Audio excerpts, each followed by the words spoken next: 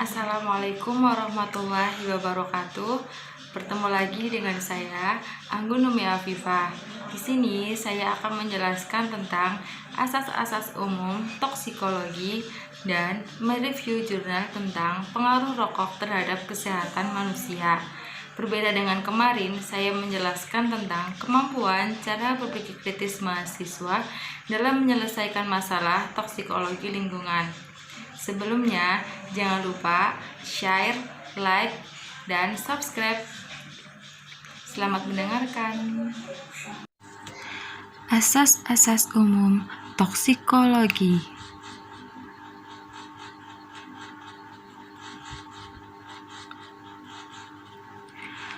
Toksikologi adalah ilmu yang menetapkan batas aman dari bahan kimia.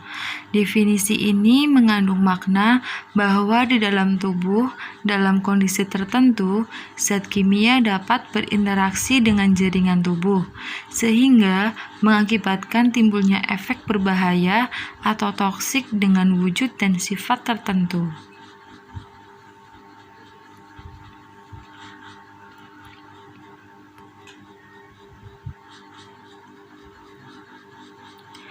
Kondisi efek toksik. Menurut Loomis 1978, kondisi efek toksik suatu senyawa adalah berbagai keadaan atau faktor yang dapat mempengaruhi efektivitas absorpsi, distribusi, dan eliminasi senyawa tersebut di dalam tubuh makhluk hidup yang pada gilirannya akan menentukan keberadaan zat kimia tersebut secara utuh atau metabolitnya dalam sel sasaran atau efektivitas antariksnya dengan sel sasaran.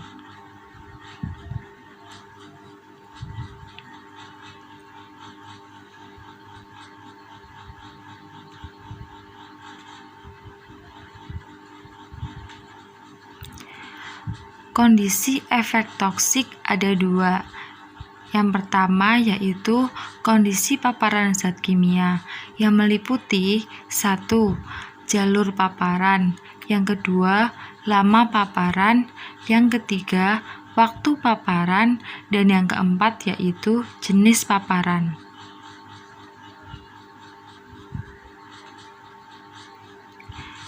Kondisi efek toksik yang kedua yaitu kondisi subjek atau makhluk hidup yang meliputi 1. Keadaan fisiologi dan yang kedua keadaan patofisiologi. Mekanisme efek toksik ada dua. Yang pertama, intrasel. Di dalam tubuh, zat beracun mungkin berada dalam bentuk zat kimia induk atau dalam bentuk metabolit yang relatif, misalnya ion karbonium, epoksida, radikal bebas. Dan yang kedua yaitu ekstrasel. Kelangsungan hidup sel berlangsung pada aneka ragam faktor lingkungan ekstrasel yang pada dasarnya diperlukan untuk memenuhi kebutuhan metabolik basal dan pengaturan aktivitas sel.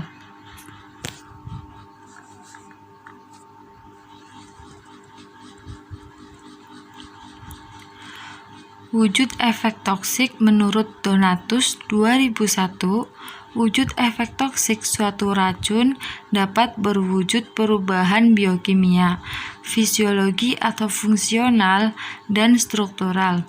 Perubahan ini memiliki sifat yang khas, yaitu terbalikan dan tak terbalikan. Sifat efek toksik ada dua, reversibel dan irreversibel. Sifat reversibel yaitu bila kadar racun yang ada dalam tempat aksi atau reseptor tertentu telah habis, maka reseptor tersebut akan kembali ke semula. Kemudian, efek toksik yang ditimbulkan akan cepat kembali normal. Yang ketiga, ketoksikan racun bergantung pada takaran serta kecepatan absorpsi, distribusi, dan eliminasi racunnya. Sifat irreversibel yaitu kerusakan yang terjadi sifatnya menetap. Kemudian, pembejanan berikutnya dengan racun akan menimbulkan kerusakan yang sifatnya sama, sehingga memungkinkan terjadinya penumbukan efek toksik. Yang ketiga, pembejanan dengan takaran yang sangat kecil dalam jangka panjang akan menimbulkan efek toksik yang seefektif dengan yang ditimbulkan oleh pembejanan racun dengan toksikan besar dalam jangka panjang.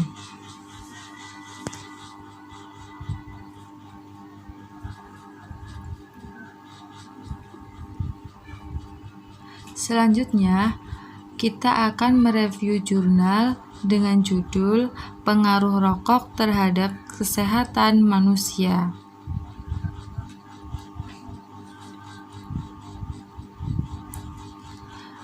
Pada abstrak, rokok adalah salah satu permasalahan nasional, bahkan telah menjadi permasalahan internasional yang telah ada sejak revolusi industri. Rokok merupakan salah satu penyumbang terbesar penyebab kematian yang sulit dicegah dalam masyarakat. Kandungan senyawa penyusun rokok yang dapat mempengaruhi pemakai adalah golongan alkaloid yang bersifat perangsang atau stimulan, antara lain nikotin, nikotirin, anabasin, miosmin. Upaya penanggulangan masalah rokok adalah 1. Metode penghentian rokok secara bertahap. Yang kedua, metode pemakaian obat-obatan.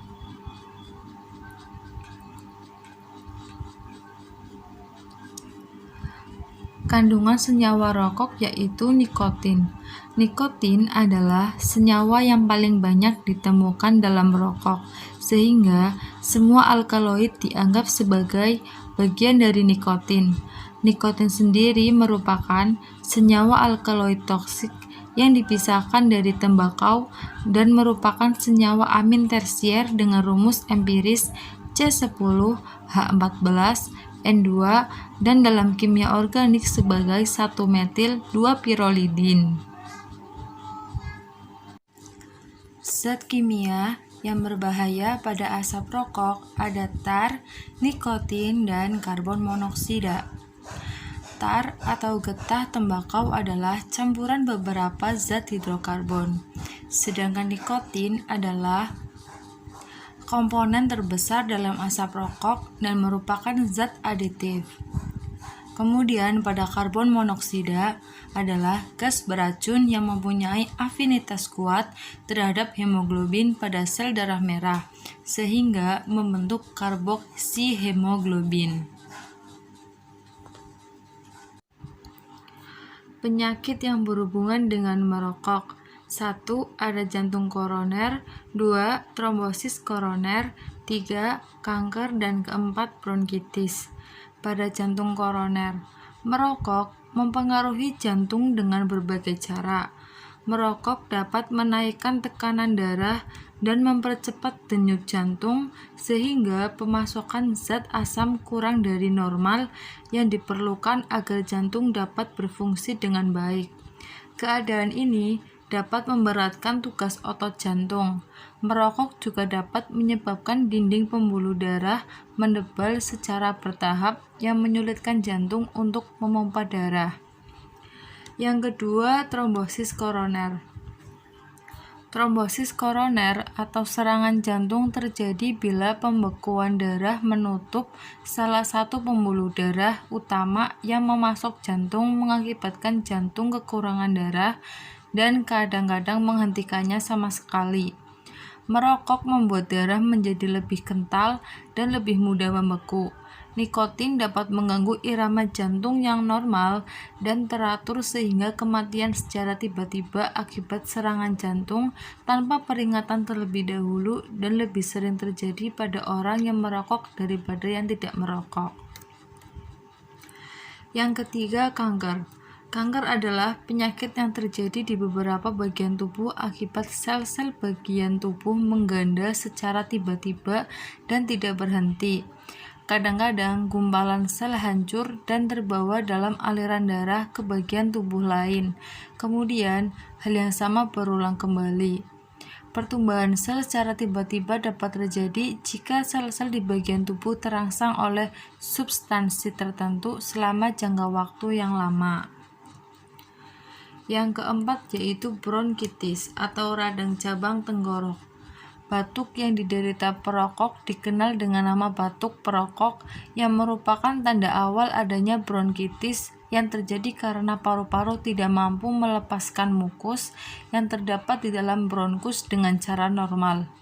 Mukus sendiri adalah cairan lengket yang terdapat di dalam tabung halus, yaitu tabung bronsial yang terletak dalam paru-paru. Selanjutnya, bagaimana upaya penanggulangan rokok? Upaya yang dapat dilakukan adalah meningkatkan harga rokok dengan menaikkan pajak rokok. Tingginya pajak rokok dapat mempengaruhi kegiatan merokok dari golongan anak-anak dan remaja serta perokok dari golongan menengah ke bawah. Upaya lain adalah memasang peringatan pada bungkus rokok. Peringatan untuk tidak merokok diberlakukan pada lingkungan-lingkungan tertentu seperti lingkungan sekolah, gedung pemerintah, fasilitas kesehatan, atau dalam penerbangan tertentu, dan mendirikan klinik berhenti merokok seperti Yayasan Kanker Indonesia dan Yayasan Jantung Indonesia.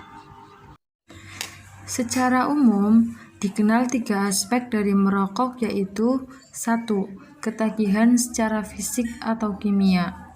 Nah, pada kimia itu yaitu ketagihan terhadap nikotin. Yang kedua, automatic habit.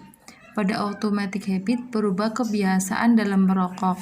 Ritual habit seperti membuka bungkus rokok, menyalakannya, menghisapnya dalam-dalam, merokok sehabis makan, merokok sambil minum kopi, dan lain-lain.